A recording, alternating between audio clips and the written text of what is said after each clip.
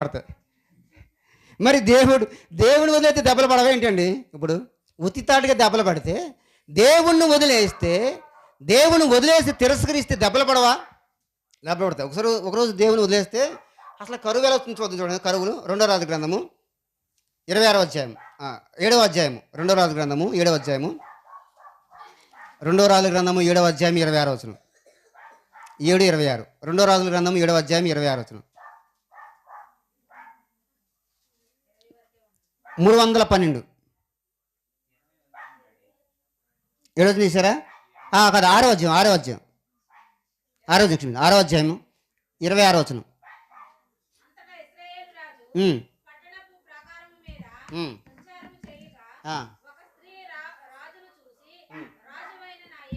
వెళ్ళినవాడా?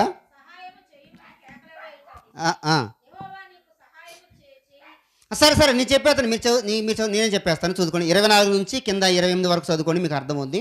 అక్కడ ఏమొచ్చిందంటే కరువు వచ్చింది. షోమ్రోన్లో ముట్టినప్పుడు 25వ వచనం. అప్పుడు షోమ్రోన్లో గొప్ప క్షేమము కలిగి ఉండగా ఏంటంటే గాడిద యొక్క తల 80 రూపాయలు. చెప్పండి, గాడిద తల 80 రూపాయలు.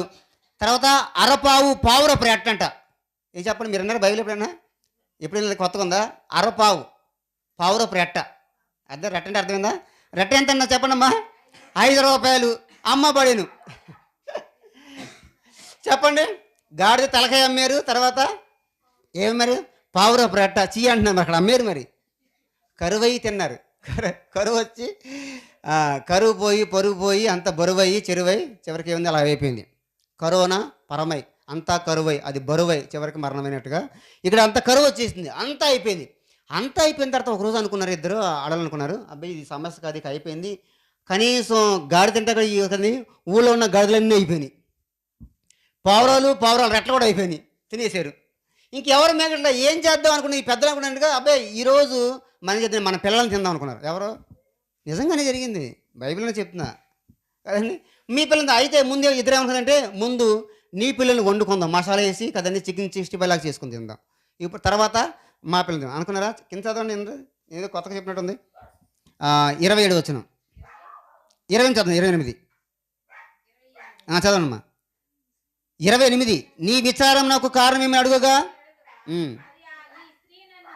ఈ స్త్రీ నన్ను చూచి నేటి ఆహారమునకు నీ బిడ్డని ఇమ్ము, రేపు మనము నా బిడ్డము భక్షించదు. చాలు అక్కడ చాలండి.